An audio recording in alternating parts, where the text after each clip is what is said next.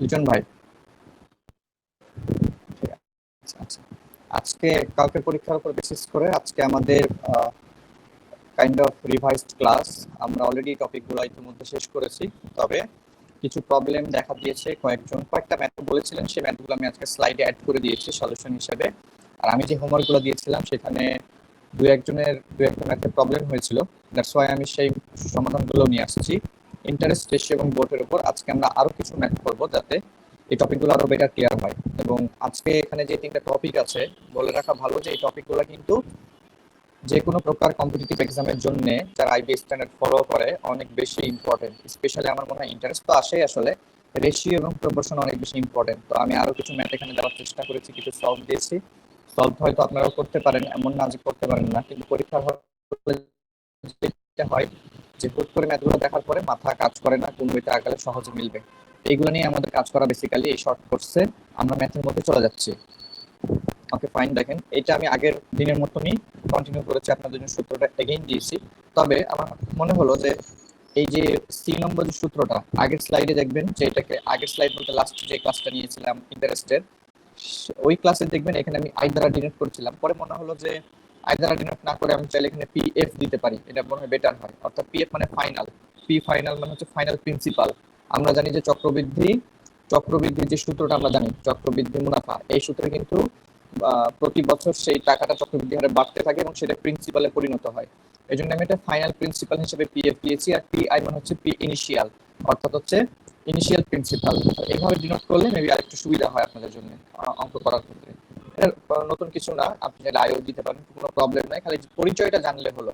এই জায়গায় যে ব্যক্তি তো না, যে সংখ্যাটা যেই যেটা দ্বারা ডিনোট করবেন, যেই সংখ্যা মানে আপনি ডিনোট করার জন্য যেই একটা অজানা রাশি রাখবেন, সেটার পরিচয়টা মনে রাখতে হবে যে সেটা সবসময় প্রিন্সিপাল এবং ইন্টারেস্ট একসাথে ক্যারি করে। এটা জানলেই চলবে। এখন দেখেন এটা গতদিনের আমাদের হোমওয়ার্কের ম্যাথ ছিল। An amount of money is invested in a savings account for 2 years আছে, মাথায় রাখলাম, এটা আমার টাইম দেওয়া আছে। It increased by টাকা 52.50 in 2 years after annual compounding, যেহেতু annual compounding অতএব আমার কোনো ঝামেলা নাই ম্যাথে। At the rate of 10% per year, প্রতি বছরে সেটা 10% per year. Okay, fine. What is the amount invested initially? শুরুতে কত অ্যামাউন্ট ইনভেস্ট করা হয়েছিল। এখন দেখেন এই ম্যাথটা করার জন্য কিন্তু যেহেতু কম্পাউন্ড ইন্টারেস্ট, এখানে অ্যানুয়াল কম্পাউন্ডিং বলা হচ্ছে, তার মানে কম্পাউন্ড ইন্টারেস্ট। আমার সূত্র কোনটা প্রযোজ্য হবে? পি এফ এর যে সূত্রটা আমরা একটু আগে দেখলাম, সেটা কি P I into 1 plus R to the power N. আমার কিন্তু এই সূত্রটা প্রযোজ্য হবে। এখন এই সূত্রে যদি আমি উপরের ক্যালকুলেশন অনুসারে মার্কস মানে যে ভ্যালুগুলো বসাতে চাই, এখানে এটা এন এবং এখানে 10%, তার মানে এটা হচ্ছে আর। এগুলো যদি আমি বসাই তাহলে আমি কি পাবো? Actually P F is equal to P I into 1 plus R. আর হচ্ছে 10 ডিভাইডেড বাই 100, যেহেতু 10% আছে আর এন এর ভ্যালু 2।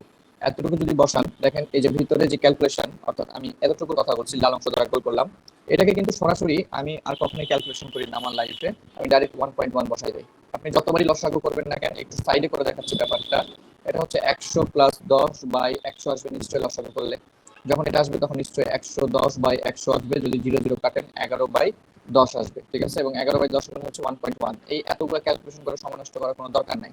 আপনি সরাসরি যেটা করবেন পি আই ইন্টু 1.1 স্কোয়ার। এবং অনেকেই যেটা জানেন যে 11 ইন্টু 11 করলে কিন্তু হচ্ছে 121 হয়।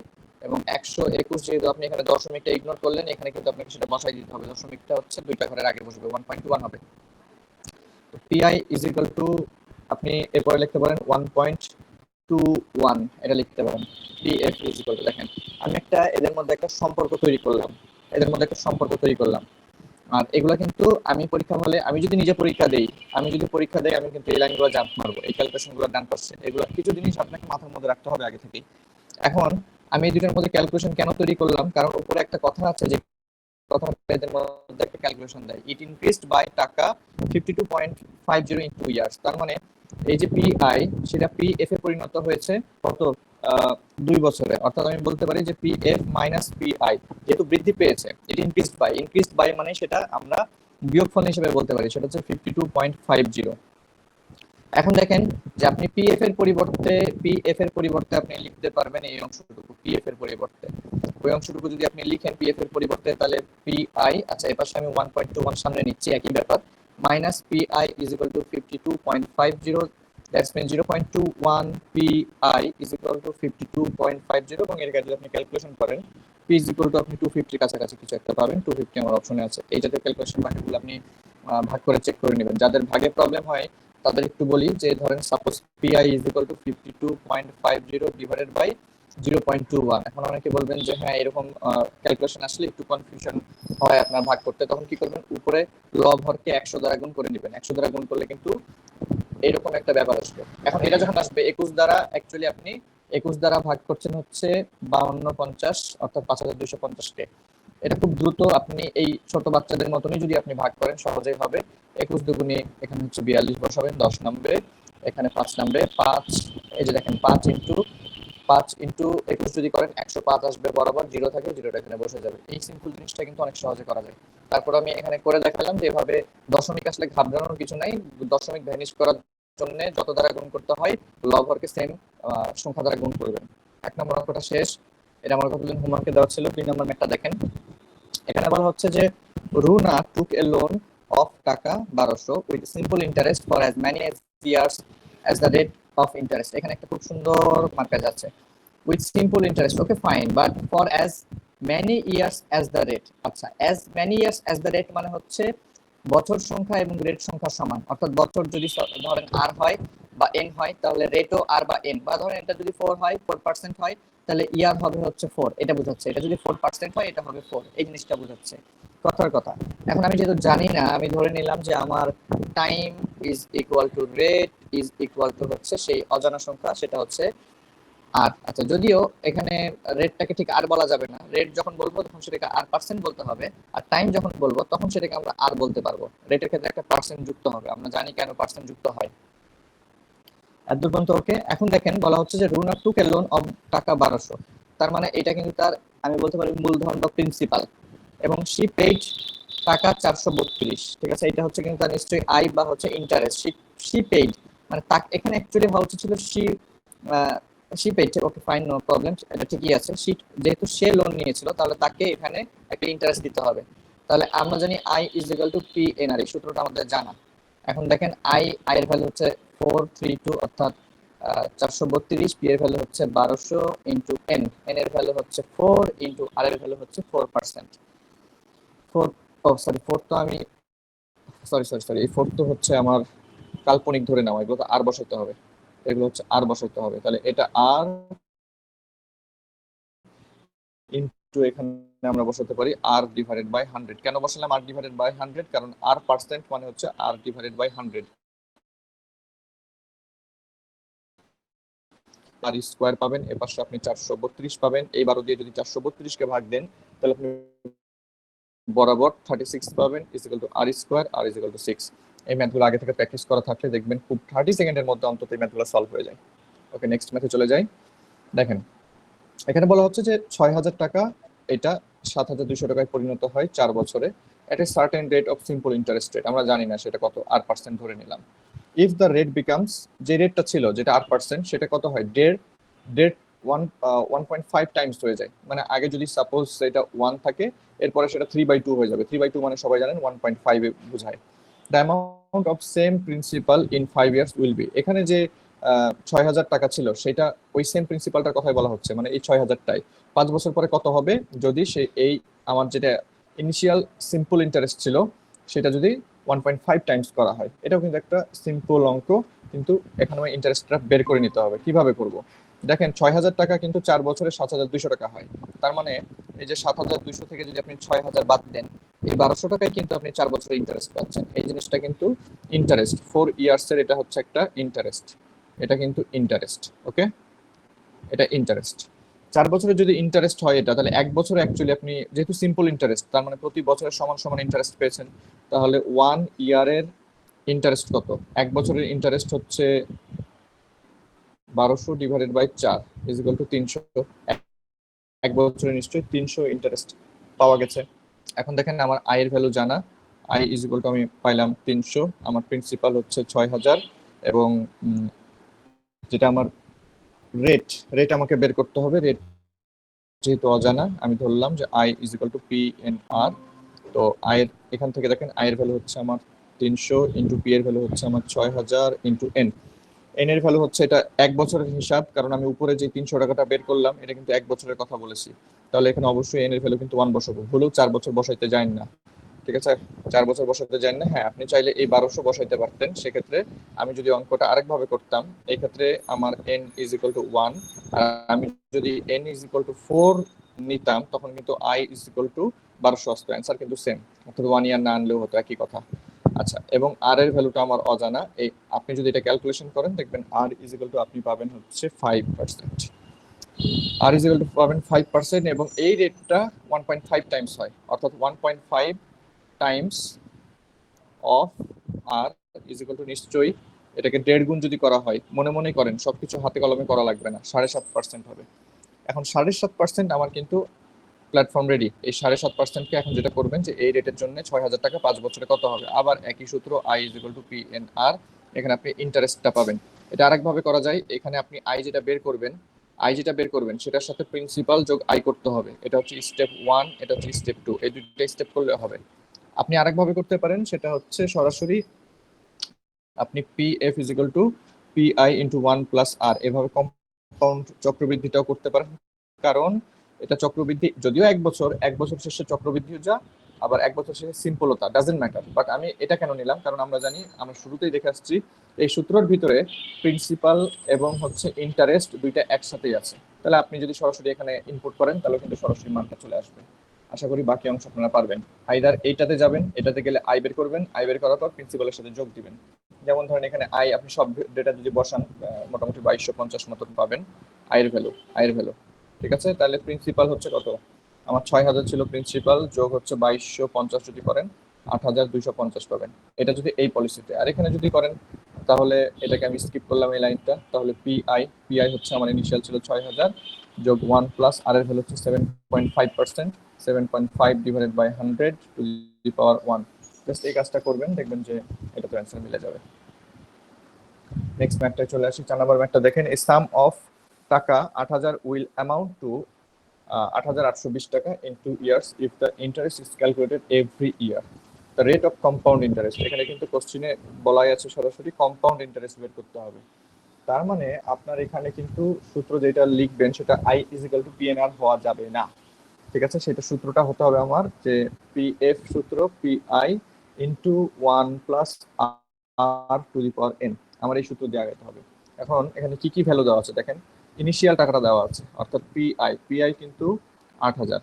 এরপরে সেটা কততে পরিণত হবে, ফাইনালটা কত, পি এফ ইজিক্যাল টু কিন্তু 8220 টাকা।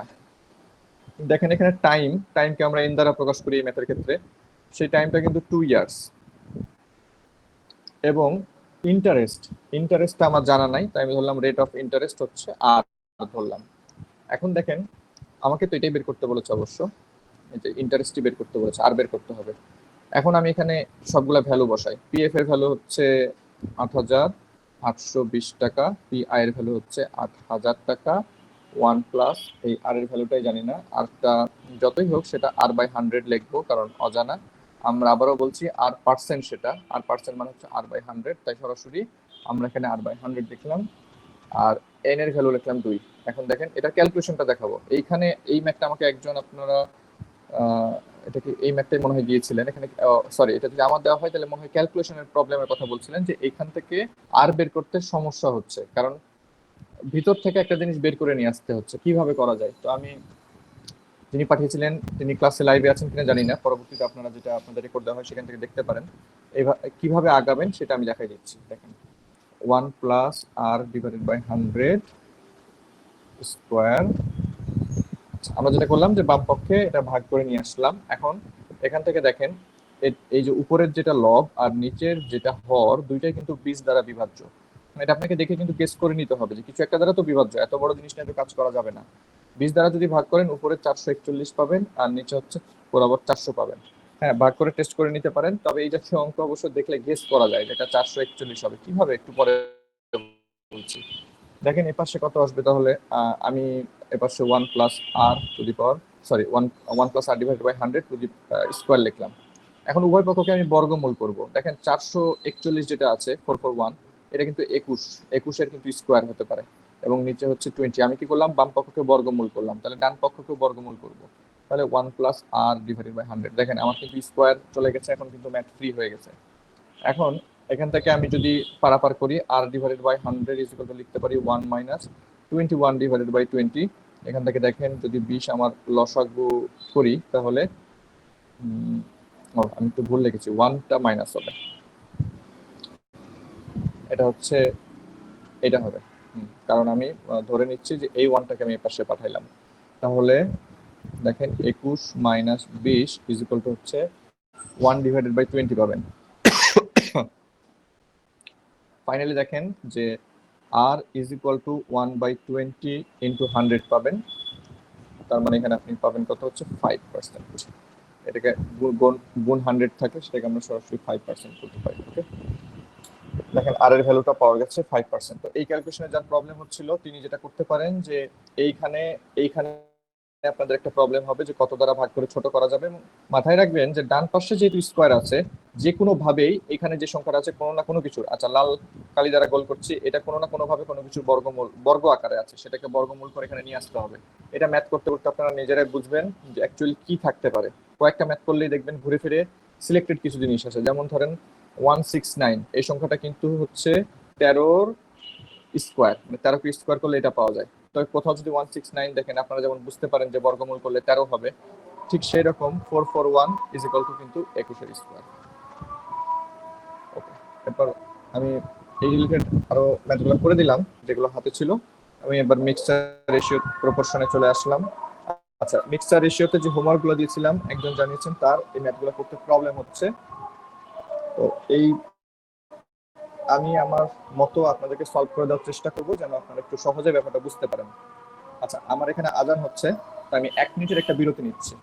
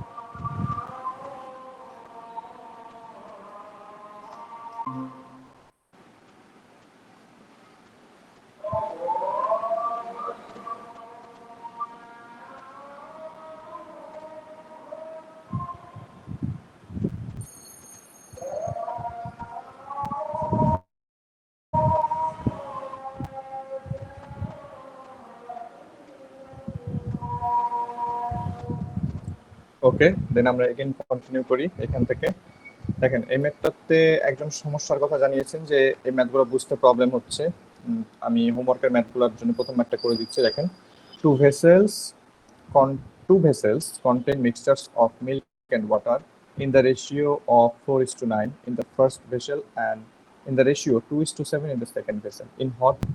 In what ratio should the contents be mixed such that the resultant mixture has milk and water in the ratio of 2:5? এখন এই ম্যাথটা করার জন্য আপনাদেরকে সহজে বোঝার জন্য আমি যেটা দেখাবো সেটা হচ্ছে যে আপনি আগে দুইটা পাত্র নেন মনে মনে। এই যে আপনি দুইটা পাত্র নিলেন। এখন দেখেন, আমি জানি না যে পাত্রগুলোর অ্যাকচুয়ালি কত ভলিউম, বাট ধরলাম প্রথমটা এক্স লিটার এবং পরেরটা ধরলাম ওয়াই লিটার। এটা বোঝানোর স্বার্থে ধরলাম এটা হচ্ছে এক্স লিটার, এটা হচ্ছে ওয়াই লিটার। ওকে, ফাইন। এরপরে দেখেন যে এখানে প্রথম যে পাত্র সেখানে মিল্ক এবং ওয়াটারের রেশিওটা কেমন উপরে দেওয়া আছে আমার কোশ্চিনে। এই রেশিওটা হচ্ছে 4:9। যদি 4:9 রেশিও হয়, সাপোজ এই 4:9 একটা রেশিও, এটা টোটাল কত 13, তার মানে আমি বলতে পারি যে প্রতি 13 লিটারের জন্য দুধ পাওয়া যাবে 4/13, মানে 4/13। এবং পাত্রটার লিটার কত আমি জানি না, সাপোজ যদি 26 হয় তাহলে এটা হচ্ছে 26 লিটারের 13/4 তো এই অজানা সংখ্যাটা কিন্তু আমি এক্স ধরে নিয়েছি। 26 কি 52 সেটা আমি জানি না, তাই ধরলাম সেটা এক্স। ওকে, এবার দেখেন ওয়াটার কতটুকু আছে, নিশ্চয়ই 13/9 ওয়াটার আছে, তাহলে 9/13 সেটাও এই এক্স পরিমাণের। ডান পাশেও সেম কাজ করব, মিল্ক ইন্টু ওয়াটারের রেশিও আমার দেওয়া আছে 2:7। যদি 2:7 হয় তাহলে এক্ষেত্রে আমার টোটাল হচ্ছে 9, তার মানে মিল্ক পাওয়া যাবে প্রতি 9 ভাগের মধ্যে 2 ভাগ পাওয়া যাবে। এবং পাত্রের যেহেতু আয়তন জানি না, ওয়াই লিটার ধরে নেওয়া আছে। আপনি ধরেন এই যে 2/9 ওয়াই কিভাবে আসলো, এটা যদি কারো কনফিউশন হয়, ইনকেস যদি কারো কনফিউশন থাকে এটা কিভাবে করলেন, তাহলে আপনাকে বলি। এটা ঐকিক নিয়মের মাধ্যমে আনা যায়। 9 লিটারের মধ্যে মিল্ক আছে 2 লিটার, 1 লিটারে কত আছে 2/9, অতএব ওয়াই লিটারে কত আছে। আশা করি এবার সবার কনফিউশন ক্লিয়ার যে এটা কিভাবে আসলো। এটা ঐকিক নিয়মের মাধ্যমে আসে। ঐকিক নিয়ম আসলে মুখে মুখে করে ফেলতে হবে, মাথার ভিতরে করে ফেলতে হবে, তাছাড়া সময় বাঁচাবেন কি করে। তাহলে ওয়াটার কতটুকু আছে, ওয়াটার হচ্ছে নিশ্চয়ই 7/9 অফ ওয়াই। দেখেন আমার কিন্তু মিল্ক এবং ওয়াটার কন্টেন্টগুলো আমি পেয়ে গেছি, এবং আমি অজানা জিনিস পাত্র দুইটার অজানা আয়তন এক্স লিটার এবং ওয়াই লিটার ধরার সাপেক্ষে এটা কিন্তু এখন কারেক্ট। এখন আমার একটা ফাইনাল রেশিও করতে বলা হচ্ছে, একটা ফাইনাল রেশিও। ফাইনাল কন্ডিশনটা কি, যে প্রথম পাত্র এবং দ্বিতীয় পাত্র থেকে আমি আমার কিছু পরিমাণে কন্টেন্টস মিক্স করব, যেন মিল্ক এবং ওয়াটারের ফাইনাল রেশিওটা 2:5 হয়। এখন দেখেন আমার ফাইনাল ব্যাপারটা এরকম যে মিল্ক এবং ওয়াটারের রেশিও হতে হবে হচ্ছে 2:5। এনিওয়ে, আমার মিল্ক কোথায় কোথায় আছে দেখেন, মিল্কগুলোকে আমি লাল কালি দ্বারা গোল করছি। এখানে আমার মিল্ক আছে, আর এই সাইডে 2/9 এটা মিল্ক আছে। আর নীল কালি দ্বারা আমি ওয়াটার গুলাকে মার্ক করছি। এই দুইটা জায়গায় ওয়াটার আছে। মনে করেন যে আপনি এই দুইটা আলাদা করতে পারেন। মনে করেন যে আপনি পাত্র, এই যেটা প্রথম পাত্র এটা 1, এটা 2, 1 এবং 2 নাম্বার পাত্রের মিল্ক এবং ওয়াটার আপনি সেপারেট করতে পারেন।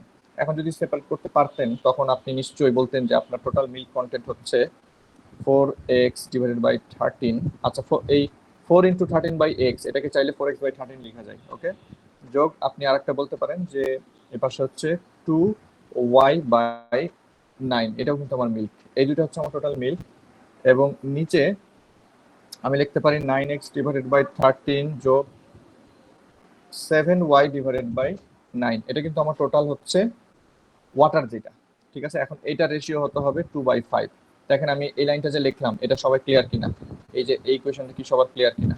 আমি উপরে রাখলাম আমার সবগুলা মিল্ক এবং নিচে রাখলাম সবগুলা হচ্ছে ওয়াটার, এবং সেটার ফাইনাল রেশিও হতে হবে 2/5।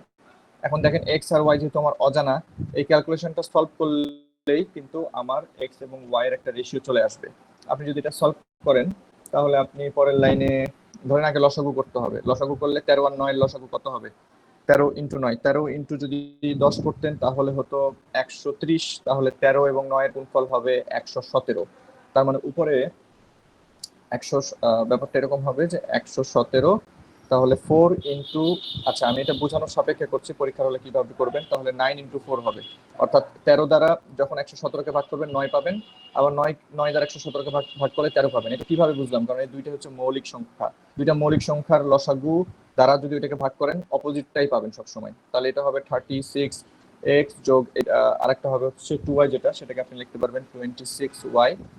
বাই দ্য সেম আপনি নিচে লিখতে পারবেন হচ্ছে 81x যোগ আপনি লিখতে পারবেন 91y divided by 117 is equal to আপনি 2/5 রাখবেন। এখান থেকে 117 কেটে যাবে, এবং আপনি যদি এরপরে আর গুণন করেন, আমি আর এত বেশি দেখাচ্ছি না, ফাইনালি আপনি যেটা পাবেন যে এক্স আর ওয়াই একটা রেশিও পাবেন, এবং রেশিওটা হবে হচ্ছে 26 আর 9। ঠিক আছে, এটা সলভ করলে এটাই আসবে। বাকিটুকু আশা করি আপনারা পারবেন, এটা প্রবলেম হওয়ার কথা না।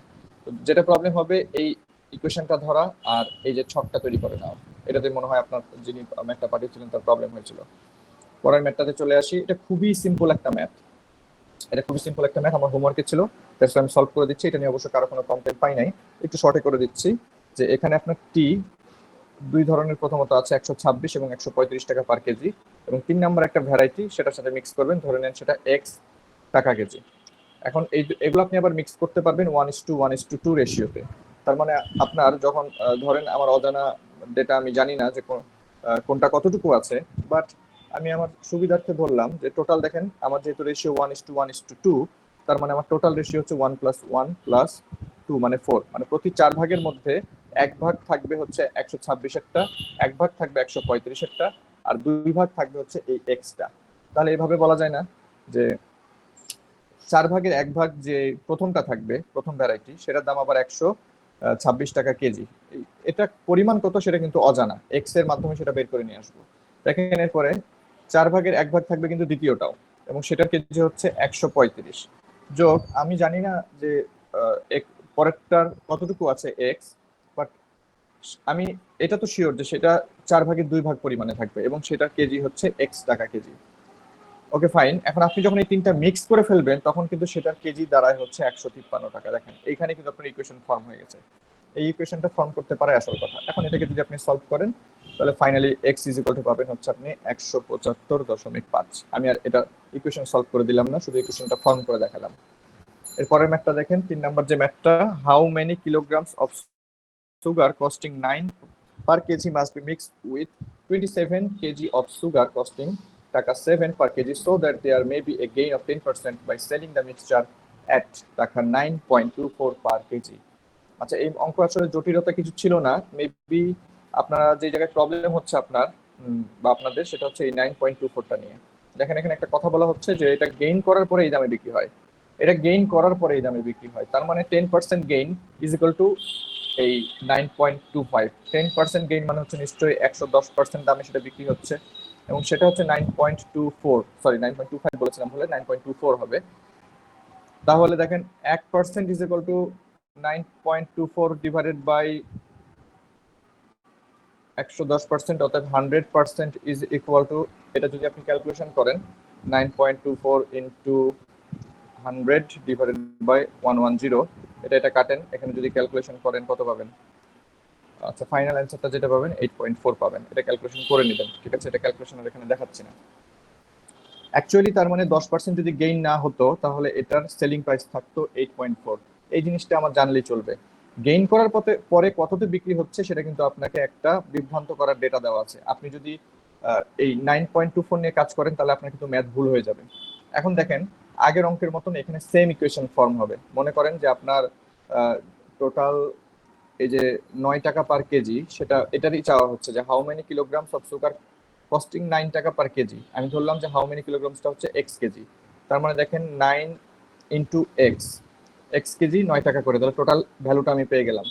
যোগ আমি জানি যে 27 কেজি অফ সুগার কস্টিং 60 টাকা পার কেজি, তাহলে এখানে আমি লিখতে পারি যে 27 into 7, okay, is equal two total আপনি দেখেন এদিকে 27 কেজি, এদিকে হচ্ছে 9, সরি এখানে হচ্ছে এক্স কেজি টোটাল, ঠিক আছে? তাহলে আমি লিখতে পারি 27 প্লাস এক্স কেজি, এবং সেটার মিলিত মূল্য 8.4। এইখানে সবাই ভুলটা করবেন, এই 8.4 এ না যে অনেকে যেটা করবেন যে 9.24 ধরে অ্যান্সার করতে যাবেন। 9.24 ধরে করলে কিন্তু ভুল হবে। 9.24 কিন্তু 10% গেইনের পরে, মানে লাভের পরে, প্রফিটের পরে সেলিং প্রাইস, এটাতে যাওয়া যাবে না। আপনাকে কিন্তু 8.4টা বের করে নিয়ে আসতে হবে। এখন এই কোশ্চেনটা সলভ করলে আপনি এক্স এর ভ্যালু পাবেন 63। তো এইটাতে মেবি আপনার প্রবলেম হচ্ছিল যে কেন 8.4 হলো বা কেন 9.24 ধরে অ্যান্সার আসছে না, এটা মাথায় রাখতে হবে। পরের ম্যাথটায় চলে যাই। এটা কিন্তু খুব সহজ একটা ম্যাথ, কিন্তু এই ম্যাথটা নিয়ে আপনারা একজন জানিয়েছেন এই ম্যাথটাতে প্রবলেম হচ্ছে, মানে এটা বুঝে উঠতে পারছেন না কিভাবে করা যায়। আসলে ম্যাথটা একটু সুন্দরভাবে আপনাদেরকে বোঝানোর চেষ্টা করি। দেখেন, বলা হচ্ছে যে প্রাপ্তি has 40 ounces of 30% salt solution। Okay, তার মানে 40 আউন্স যেটা দেওয়া আছে সেটা কিন্তু আপনার একটা মিক্সচার, এবং তার মধ্যে 30% সল্টের সলিউশন আছে। তাহলে দেখেন সল্ট কতটুকু আছে সেখানে। সল্ট আছে নিশ্চয়ই 30% অফ 40 আউন্স। এটা যদি ক্যালকুলেশন করেন আপনি 30/100 অফ মানে হচ্ছে ইন্টু চিহ্ন 40 যদি দেন আপনি এখানে পাবেন 12 আউন্স। তার মানে আপনার যে 12 আউন্স ছিল, 12 আউন্সের সরি, আপনার যে 40 আউন্স ছিল আপনার সলিউশন, এর মধ্যে কিন্তু সল্ট আছে আপনার 12 আউন্স। এখন বলা হচ্ছে যে how much water should be evaporated to make it A 40% solution, মানে এটার কনসেন্ট্রেশনটা বেড়ে যাবে। প্রথমে 30% সলিউশন ছিল, আপনি কিছুটা পানি সেখান থেকে ওয়াটার ইভাপোরেট করবেন বা রিমুভ করবেন যেন সল্টের ঘনত্বটা একটু বেড়ে 40% হয়ে যায়। সল্ট কিন্তু কোথাও কমবে না, নতুন সলিউশনেও কিন্তু সল্ট ওই 12 আউন্সই থাকবে। হ্যাঁ, কিন্তু এই 12 আউন্সটা হবে নতুন সলিউশনের সাপেক্ষে 40%। এই কথাটাই যদি আপনি একটা ইকুয়েশনের মাধ্যমে বসাতে পারেন আপনার ম্যাথ শেষ। মানে ব্যাপারটা এরকম না যে আপনার যে 12 আউন্স, এই যে সল্ট কিন্তু চেঞ্জ হয়নি, তাই আমি 12 আউন্সই লিখতে বাধ্য। সল্ট যে 12 আউন্স, এটা কিন্তু নতুন ভাবে কি হবে, ইজ 40% অফ একটা অজানা সলিউশন আমি ধরলাম সেটা এক্স আউন্স। এক্স আউন্স, তাহলে 12 ounce is 40% of x ounce solution. Ounce solution, এটা এই লাইনটা জাস্ট মনে করেন, আপনি এটা বসাইতে পারবেন কিনা যে 12 আউন্স তো আমার সল্ট ছিল, এটাই তো থাকবে, ইভাপোরেট করবো তো আমি ওয়াটার। তাহলে 12 আউন্সটা নিশ্চয়ই এই 40% যে নতুন সলিউশনের যেটা 40% হতে হবে সেটা নিশ্চয়ই এক্স আউন্স কোন একটা সলিউশনের আমি ধরে নিলাম। তাহলে এটাকে এখন আপনি এত কথা বাদ দিয়ে একটু শর্টকাটে লেখেন, তাহলে দেখেন তো যে এভাবে লেখা যায় কিনা, যে অতএব 40% of x is equal two 12, এটা লেখা যায়। তার মানে 40/100 এক্স কে এভাবে লেখা যায় ইজ ইকুয়াল টু 12 লেখা যায়। এখান থেকে দেখেন এক্স ইজ ইকুয়াল টু লেখা যায় হচ্ছে 12 ইন্টু 100 ডিভাইডেড বাই হচ্ছে 40 ইজ ইকুয়াল টু দেখেন 30। এখন এতটুকু দেওয়ার পরে আপনারা গণহারে যে কাজটা করেন যে হুট করে 30 অপশনে দেখতে পান আর অ্যান্সারটা করে ফেলেন, না, 30 কিন্তু অ্যান্সার হবে না। কারণ 30 কিন্তু আপনার ওয়াটারের আপনি কিন্তু ধরেছেন যে এক্স আউন্স অফ সলিউশন হতে হবে ফাইনালি, কিন্তু আপনার কোশ্চিন তো ফাইনাল সলিউশনের কতটুকু সেটা চাওয়া হয় নাই, কত আউন্স সেটা চাওয়া হয় নাই। আপনার প্রশ্ন হচ্ছে কতটুকু ইভাপোরেট করতে হবে যেন 30-তে থাকে। এখন দেখেন আপনার শুরুতে ছিল 40 আউন্স, আর 40% হতে হলে আপনার 30 আউন্সের সলিউশন করতে হবে। তার মানে আপনাকে ইভাপোরেট করতে হবে হচ্ছে 40 minus 30 is equal two 10 ounce. এই পরিমাণ যদি আপনি ইভাপোরেট করেন তাহলে কিন্তু এই হিসাবটা মিলবে। তো এখানে সবার ভুলটা হয়, অ্যান্সার কিন্তু 10। অ্যান্সার কিন্তু 10। ওকে, আশা করি এই ম্যাথটা বুঝেছেন। এরপরে দেখেন এটা খুবই সুন্দর একটা শর্ট ম্যাথ, কিন্তু আপনারা মেবি একটা সূত্র ভুলে যাচ্ছেন, প্রবলেম হচ্ছে। আমি এই জন্য এই ম্যাথটা এগেইন আপনাদের জন্য অ্যাড করেছি, এই টাইপের ম্যাথ। আচ্ছা, এই ম্যাথটা করার জন্য আপনাদেরকে যে সূত্রটা মাথায় রাখতে হবে সেটা হচ্ছে, প্রথমে গতদিন বলেছিলাম, সরি এই ম্যাথটাতে, আচ্ছা না সরি, এটার জন্য কোনো সূত্র মাথায় রাখা লাগবে না, এটা হচ্ছে পরের ম্যাথটাতে যেটা, সেটাতে একটা সূত্র মাথায় রাখবে। আপনি এই ম্যাথটা যখন করবেন তখন কিছুই লাগবে না।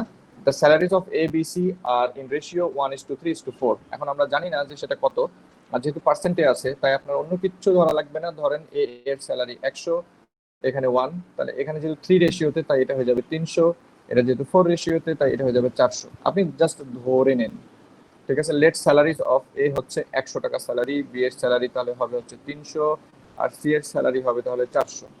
এখন এদের স্যালারি, যার ছিল 100 টাকা স্যালারি, তার স্যালারি ইনক্রিজ হয় 5%।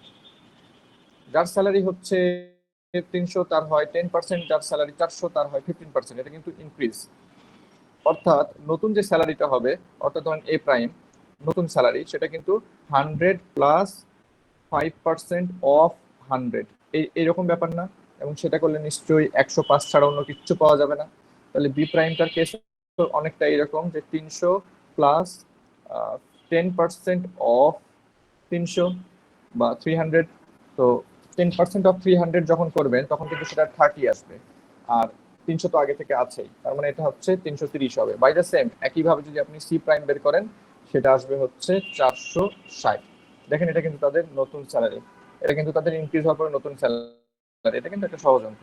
এখন এই তিনটার মধ্যে যদি আপনি একটা রেশিও তৈরি করেন তাহলে 105:330:460 এটার মধ্যে রেশিও করলে দেখবেন 21:66 পাবেন। জাস্ট কিছু করিনি, 5 দ্বারা ভাগ করেছে। এটা দেখেন তো অপশনে কোথায় আছে, সিতে আছে, তাহলে এটা অ্যান্সার হবে।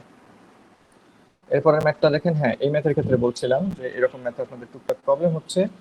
তো এটার জন্য আপনাকে মাথায় রাখতে হবে যে profit is equal to time into investment. এই সূত্রটা একদম মাথার মধ্যে গেঁথে ফেলেন। ইনভেস্টমেন্ট এটা মাথায় থাকলে আপনার এই অঙ্ক করতে কোনো প্রবলেম হবে না।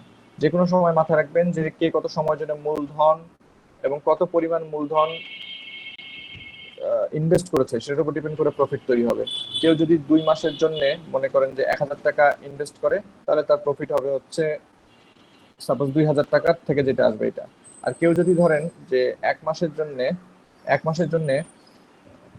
এখানে যেমন 2000, কেউ যদি 1 মাসের জন্য ধরেন হচ্ছে কত বলবো, 1 মাসের জন্য কেউ যদি 2000 টাকা ইনভেস্ট করে, সেটা কিন্তু হবে আবার ওই 2000ই। অর্থাৎ সময় এবং ইনভেস্টমেন্ট এই দুইটার গুণফল হচ্ছে প্রফিটের সমানুপাতিক। এটা আপনি এভাবে বলতে পারেন। এখন এই ম্যাথটা দেখেন, 6 নম্বর ম্যাথ। আমার এই সূত্র মোতাবেক যেটা পার্সন এ, সে তার কাছে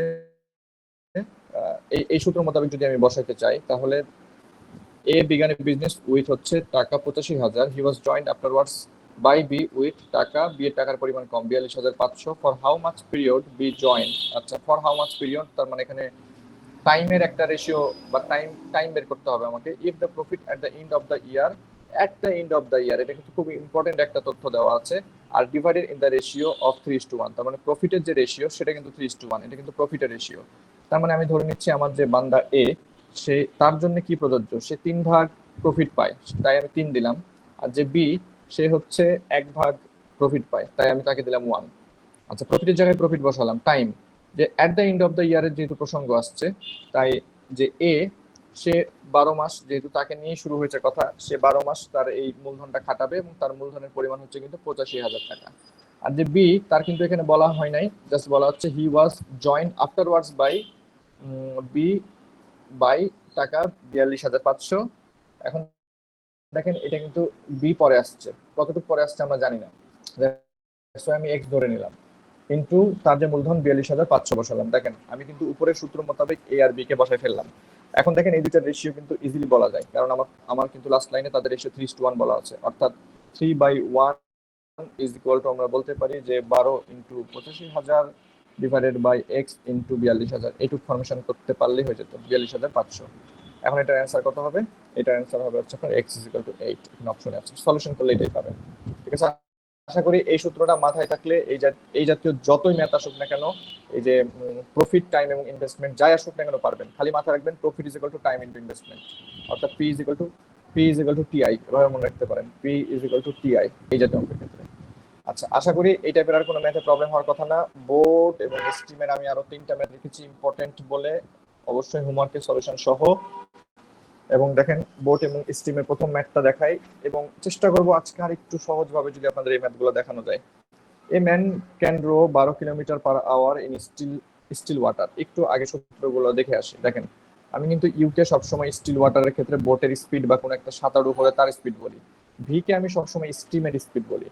আচ্ছা, এই যে এ, সেটা হচ্ছে স্পিড অফ ডাউন স্ট্রিম, আপনি চাইলে এটাকে ক্যাপিটাল ডি দ্বারা প্রকাশ করতে পারেন। বি হচ্ছে স্পিড অফ আপ স্ট্রিম, আপনি চাইলে এটাকে ইউ দ্বারা প্রকাশ করতে পারেন, অথবা এ আর বি যাই দিবেন না কোনো সমস্যা নেই। অর্থাৎ ডি বা এ দ্বারা প্রকাশ করেন, আর এটাকে হচ্ছে ইউ বা বি দ্বারা প্রকাশ করেন। মনে রাখবেন ডি হচ্ছে ডাউন স্ট্রিম মানে স্রোতের সাথে যখন আপনি দ্রুত যাবেন, আর আপ স্ট্রিম হচ্ছে স্রোতের বিপরীতে যখন আপনি আসতে যাবেন, পৌঁছাতে সময় বেশি লাগবে। তাহলে দেখেন স্পিড ডাউন স্ট্রিম সবসময়, যেহেতু ডাউন স্ট্রিম মানে স্রোতের সাথে যাবেন, যোগ হবে। আর আপ স্ট্রিম হচ্ছে স্রোতের বিপরীতে যাবেন, তাই বিয়োগ হবে। আচ্ছা, এখানে দুইটা সূত্র লেখা আছে, এই দুইটা শর্টকাটে মনে রাখতে পারেন। আবার কিভাবে বের হয় সেটা আমি ম্যাথ করতে যে আজকে দেখাবো। প্রথম ম্যাথটায় আসি। A man can row 12 kilometre per hour in still water, তার মানে এটা কিন্তু আপনার ইউ এর ভ্যালু দেওয়া আছে। ইউ ইজ ইকুয়াল টু, তার মানে 12 কিলোমিটার পার আওয়ার। ওকে, ফাইন। আচ্ছা, আরেকটা হচ্ছে ভি দেওয়া আছে দেখেন 4 কিলোমিটার পার আওয়ার, কারণ এটা হচ্ছে কারেন্ট মানে হচ্ছে স্ট্রিম এবং কারেন্ট কিন্তু সেম জিনিস। তাহলে আরেকটা 4 kilometre per hour. He takes 4 hours more upstream than downstream, তার মানে তিনি আপ স্ট্রিমে সময় বেশি নেন। স্বাভাবিকভাবে আপ স্ট্রিম যেহেতু স্রোতের বিপরীতে সময় বেশি লাগবে, সেটা 4 ঘন্টা বেশি লাগবে। What is the distance, distance কত। এই জাতীয় অঙ্ক করার জন্য যদি দেখেন যে একটা বেগ দেওয়া আছে, একটা ডিস্টেন্স দেওয়া আছে এবং টাইম আছে, সরাসরি S is equal to VT সূত্রটাকে রিকল করবেন। আচ্ছা, এখন সূত্র মোতাবেক আমার যেটা করা লাগবে, আমার এখানে ইউ জানা, ভি জানা। তাহলে দেখেন যদি আমি বলি যে এখানে আমার ডাউন স্ট্রিম কত, যেহেতু এখানে ডাউন স্ট্রিম এবং আপ স্ট্রিমের মধ্যে সম্পর্ক তৈরি করা, তো আমার ডাউন স্ট্রিমের সূত্র হচ্ছে ইউ প্লাস ভি, তার মানে আমি 12 প্লাস 4 বলতে পারি, সেটা হচ্ছে কিন্তু 16 কিলোমিটার পার আওয়ার। আর আপ স্ট্রিম যেহেতু স্রোতের বিপরীতে, তাই 12 minus 4 is equal to 8 kilometre per hour. Kilometre per hour, kilometre per hour, এতটুকু ক্লিয়ার আশা করি সবার। এখন প্রশ্নটা বলা হচ্ছে যে যখন তিনি আপ স্ট্রিমে যান, ডাউন স্ট্রিমের থেকে তার 4 ঘন্টা বেশি সময় লাগে, তার মানে আমার টি টি দ্বারা একটা ইকুয়েশন ফর্ম করতে হবে। টি ইজ ইকুয়াল টু নিশ্চয়ই বলা যায় এস বাই ভি, এবং এখানে কোনো দূরত্ব দেওয়া নাই এবং দূরত্বটাই চাওয়া হয়েছে। আমি ধরে নিলাম আমার এই দূরত্ব হচ্ছে, আপনি চাইলে এস এস যেটা আছে এসি ধরতে পারেন, ঠিক আছে। আমি ধরলাম লেট দ্য ডিস্টেন্স, আপনাদেরকে বোঝানোর সাপেক্ষে এই লেট লিখছে, এগুলো তো আর এমসিকিউ সময় লিখবেন না, রিটেন হলে লিখবেন। লেট দ্য ডিস্টেন্স হচ্ছে এস, তাহলে আমি নিশ্চয়ই এই T is equal to S by V সূত্র ফলো করে লিখতে পারি যে এস বাই ভি যেটা S divided by V down স্ট্রিমের ক্ষেত্রে, আগে আপ স্ট্রিমের ক্ষেত্রে লেখেন কারণ আপ স্ট্রিমের সময় বেশি লাগে, তাহলে এস বাই 8 মাইনাস এখানে লেখেন এস বাই 16, এটা হচ্ছে ডাউন স্ট্রিম, তাহলে বেশি সময় লাগে কত, 4 ঘন্টা। দেখেন মিলে কিনা, আমি কিন্তু টি থেকে টি এর পার্থক্য করলাম, এটা হচ্ছে আপনার টি, এটা কোন টি, এটা হচ্ছে আপ স্ট্রিমের টি, আর এটাও একটা টি, এটা মাইনাস, এটা মাইনাস, এটা কোন, এটা কোনটা, এটা হচ্ছে ডাউন স্ট্রিমের টি, এবং প্রশ্ন অনুসারে সেটা 4 ঘন্টার পার্থক্য হয়। তাহলে এই টি হচ্ছে আবার এস ইকুয়াল টু ভিটি যে সূত্র সেখান থেকে বসাইলাম। ফাইনালি দেখেন এটাকে যদি আপনি লসাগু করেন, এই লাইনটাকে যদি লসাগু করেন, আপনি finally 2x minus x by 16 একবারে লিখে ফেললাম, এরকম পাবেন is equal two 4x is equal to আপনি 64 পাবেন, 64 কিন্তু অপশনে আছে। ক্লিয়ার? পরের ম্যাথটা দেখেন, if a man goes 18 kilometre downstream in 4 hours and returns again the stream in 12 hours, তার মানে আমরা যেটা দেখতে পাচ্ছি এখানে যে তিনি এই 18 কিলোমিটার ডাউন স্ট্রিমে তিনি 4 ঘন্টায় যান এবং তিনি যখন রিটার্ন করেন তখন 12 আওয়ার্সে তিনি ব্যাক করেন, ঠিক আছে। তাহলে প্রশ্ন হচ্ছে যে স্পিড অফ দ্য স্ট্রিম কত, এটা আপনি চাইলে আগের ওই যে একটা সূত্র বলেছিলাম A plus B by two A minus B by two, ওই সূত্রগুলা ফলো করে সরাসরি করতে পারেন। আপাতত আমরা দেখি যে এখানে সরাসরি কিন্তু বেগ বলা নাই। দেখেন এ man goes 18 kilometre downstream in 4 hours, এই কথার কিন্তু না দিয়ে সরাসরি ভেলোসিটি অফ ডাউন স্ট্রিম দিতে পারতো, কিন্তু কিন্তু সেটা সরাসরি দেয় নাই, আমাদেরকে এটা বের করে নিতে হবে। মানে down stream is equal to, down স্ট্রিমকে চাইলে এ দ্বারাও প্রকাশ করতে পারেন, 18/4, ঠিক আছে। 18 এটা হচ্ছে কি কিলোমিটার, আর 4 এটা হচ্ছে আওয়ার্স, তার মানে এটা হচ্ছে 4.5 কিলোমিটার পার আওয়ার। দেখেন আমি এখন কিন্তু এটা বেগ আকারে বের করে নিলাম, এবং নিশ্চয়ই আপনাদের মনে আছে A is equal to U plus V ছিল, কারণ ডাউন স্ট্রিম সবসময় যোগ করতে হয়। একইভাবে বি বা আপনি এটাকে ইউ দ্বারা প্রকাশ করতে পারেন, সেটা এই সেম পরিমাণ দূরত্ব অর্থাৎ 18 কিলোমিটার, যখন সে ডাউন স্ট্রিমে আপ স্ট্রিমে আসে তখন কিন্তু তার সময় বেশি লাগে, সেটা হচ্ছে 12 ঘন্টা। এটাকে কিন্তু আমি তাহলে লিখতে পারি 18 kilometre by 12 hour, that is 1.5 kilometre per hour, ঠিক আছে। এটা কিন্তু ইউ মাইনাস ভি। এখন স্পিড অফ স্ট্রিম চাওয়া হয়েছে, তো আমরা জানি যে স্পিড অফ স্ট্রিম যদি বের করতে বলে তাহলে আমরা সরাসরি লিখতে পারি যে D minus U by two, অথবা এটার পরিবর্তে আমরা লিখতে পারি A minus B by two, এটা কিন্তু সরাসরি আছে।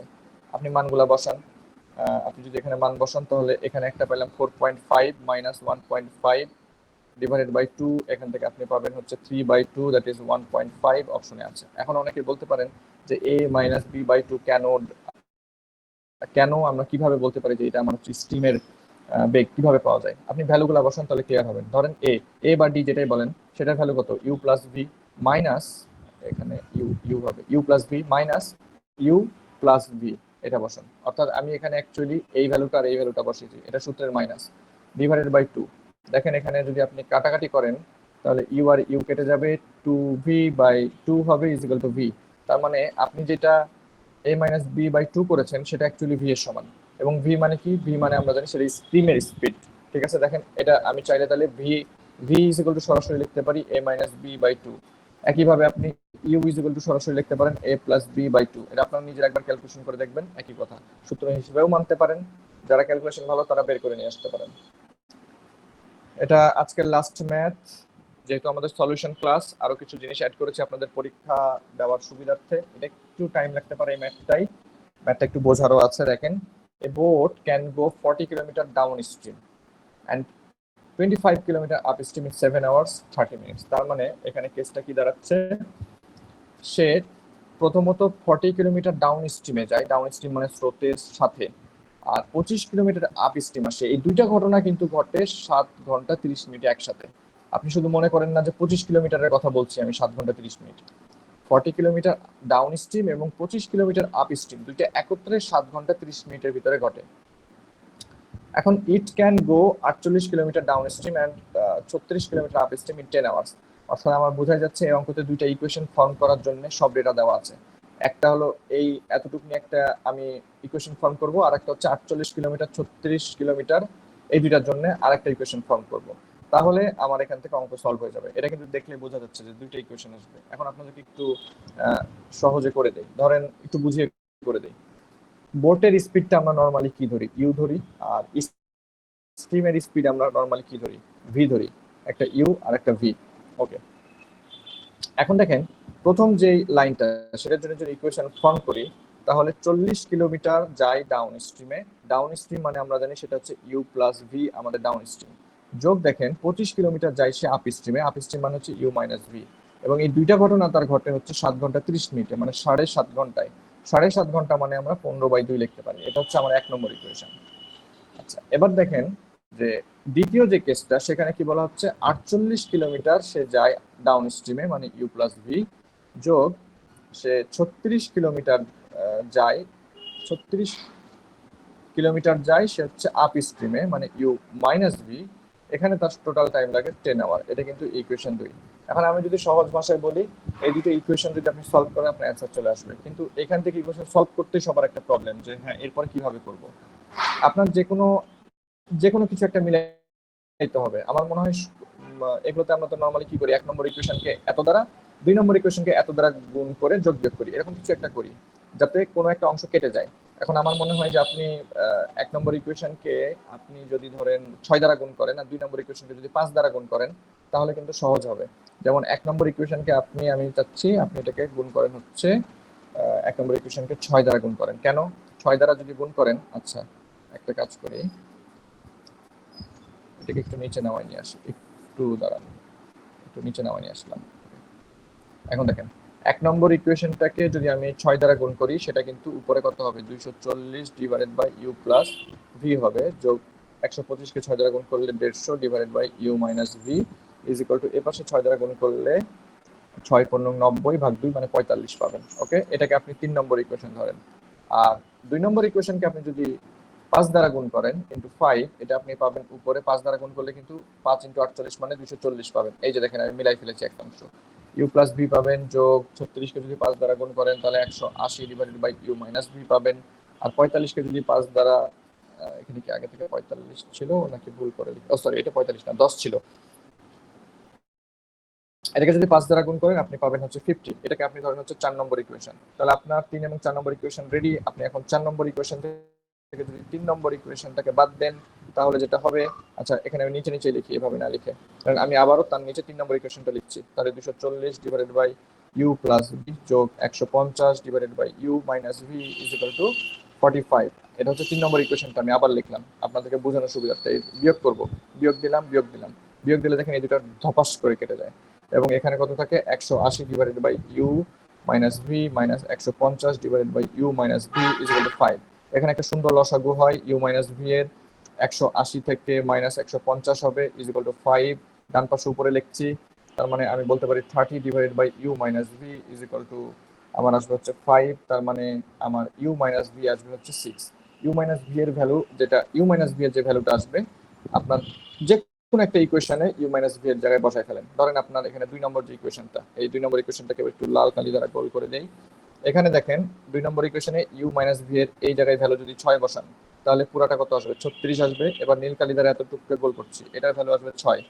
তাহলে দেখেন আপনার অঙ্ক অলমোস্ট হয়ে গেছে। আপনি এখন 2 নম্বর ইকুয়েশনটা ক্যালকুলেশন করেন, আপনার অ্যান্সার চলে আসবে এবং ফাইনালি আপনার অ্যান্সার আসবে হচ্ছে 9।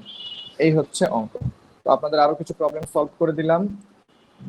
আশা করছি যে টপিকগুলো গেছে এখানে আপনারা যদি এখন নিজে থেকে কিছু ম্যাথ করেন আপনাদের আর কোনো প্রবলেম হবে না। তবে অবশ্যই নিজে থেকে ম্যাথ করতে হবে। বিভিন্ন ইন্ডিয়ান ওয়েবসাইট ঘাটেন, জিম্যাট ক্লাব ঘাটেন। 700 ডিফিকাল্টি লেভেল, 700 একটু হার্ড হবে মনে হয় আপনাদের জন্য।